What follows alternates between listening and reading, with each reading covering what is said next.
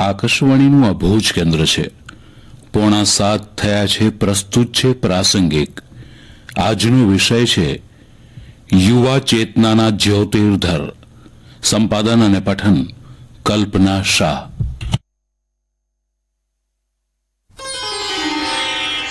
આજે સ્વામી વિવેકાનંદની 161મી જન્મ જયંતિ છે. સ્વામી વિવેકાનંદે વિશ્વભરમાં હિન્દુ ધર્મનો ઉપદેશ આપવા ઉપરાંત સર્વધર્મ સંભાવનો બોધ આપ્યો હતો. દુનિયાને હિન્દુ આધ્યાત્મ અને યોગ સાથે ખરો પરિચય કરાવનારા આ વિદ્વાન સંતનું જીવન ભારતના યુવાનો માટે હંમેશા પ્રેરક રહ્યું છે. 12મી જાન્યુઆરી 1863ના રોજ કલકત્તામાં તે સમયના ટોચના વકીલ વિશ્વનાથ દત્ત અને ઊંડી આધ્યાત્મિક સમજ ધરાવતા ભુવનેશ્વરી દેવીને ત્યાં વિવેકાનંદનો જન્મ થયો હતો.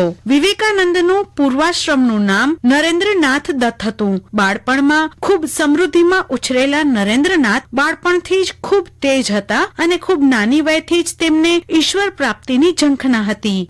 જે વયે અન્ય બાળકો અક્ષરોને ઓળખવાનું શરૂ કરતા હોય છે એ ઉંમરે વિવેકાનંદે લખવા વાંચવાનું શરૂ કરી દીધું હતું. તેમની યાદ શક્તિ ગજબની હતી. એક વખત કોઈ પુસ્તક વાંચી લે એટલે આખું પુસ્તક તેમને યાદ રહી જતું હતું. રમત ગમતમાં તેમને સ્વિમિંગ, કુસ્તી અને લાઠી દાવ પસંદ હતા. તેઓ તલવારબાજીનો અભ્યાસ પણ કરતા હતા. તેમણે મહાન ઉસ્તાદો પાસે સંગીતની પદ્ધતિસરની તાલીમ લીધી હતી. જો કે તેમને સૌથી વધુ રસ શાસ્ત્રીય ગાયનમાં હતો. તેમનું ગાયન જ તેમને તેમના ગુરુ રામકૃષ્ણ પરમહંસની નજીક લઈ ગયું હતું. દરેક પિતાની માફક વિવેકાનંદના પિતા વિશ્વનાથ પણ પુત્રના લગ્ન કરવા ઈચ્છતા હતા, પરંતુ વિવેકાનંદે બ્રહ્મચર્ય પાળવાનો અને સાધુનું જીવન જીવવાનો નિર્ણય કર્યો હતો. સૌથી મોટા પુત્ર હોવાને કારણે પિતાના મૃત્યુ બાદ 7 જણના પરિવારના ભરણ પોષણની જવાબદારી વિવેકાનંદ પર આવી પડી. તેમણે થોડા દિવસ મેટ્રોપોલિટન ઇન્સ્ટિટ્યુશનમાં અધ્યાપન કાર્ય કર્યું હતું.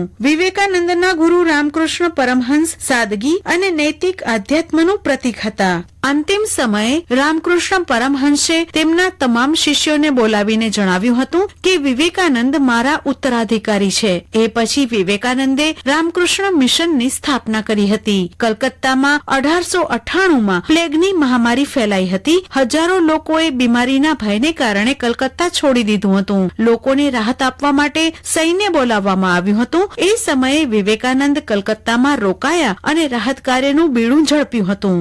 મદ્રાસથી 1893ની 31મી મેએ વિવેકાનંદે અમેરિકાનો પ્રવાસ શરૂ કર્યો હતો. એ પ્રવાસ દરમિયાન ભારતના ટોચના ઉદ્યોગપતિ જમશેદજી ટાટા પણ તેમની સાથે હતા. બંને વચ્ચે એ પ્રવાસથી શરૂ થયેલી મૈત્રી આજીવન ટકી રહી હતી. શિકાગોમાં યોજાયેલી ધર્મ સંસદમાં ભાગ લેવા માટે સમગ્ર વિશ્વમાંથી હજારો પ્રતિનિધિઓ આવ્યા હતા. એ બધામાં વિવેકાનંદ સૌથી નાની વયના હતા. ગૌતમ ઘોષે તેમના પુસ્તક the prophet of modern India Swami વિવેકાનંદમાં લખ્યું છે કે ધર્મ સંસદમાં પ્રવચન આપનારાઓમાં વિવેકાનંદનો ક્રમ 31મો હતો, પરંતુ તેમણે આયોજકોને વિનંતી કરી હતી કે તેમને સૌથી છેલ્લે પ્રવચન કરવાની તક આપવામાં આવે. તેમની પાસે ભાષણ લખેલું ન હતું, પરંતુ તેમણે માતા સરસ્વતીનું સ્મરણ કર્યું હતું. તેમના નામની ઘોષણા થતાં જ તેઓ મંચ પર પહોંચી ગયા હતા અને sisters and brothers of America એ શબ્દો સાથે વિવેકાનંદે ભાષણની શરૂઆત કરી કે તરત જ સભાગારમાંના તમામ લોકો ઉભા થઈ ગયા હતા અને તેમના પ્રત્યે આદર વ્યક્ત કરતા 2 મિનિટ સુધી સતત તાળી વગાડતા રહ્યા હતા. તાળીઓનો અવાજ શાંત થવાની સાથે વિવેકાનંદે પોતાનું નાનકડું ભાષણ શરૂ કર્યું. હિન્દુ ધર્મ એ વિશ્વના સહિષ્ણુતાનો સંદેશ કઈ રીતે આપ્યો છે એ તેમણે જણાવ્યું હતું. તેમના કહેવા મુજબ વિશ્વનો એકેય ધર્મ બીજા ધર્મ કરતા સારો કે ખરાબ નથી. બધા ધર્મ એક જ છે, જે ઈશ્વર સુધી પહોંચવાનો માર્ગ દેખાડે છે.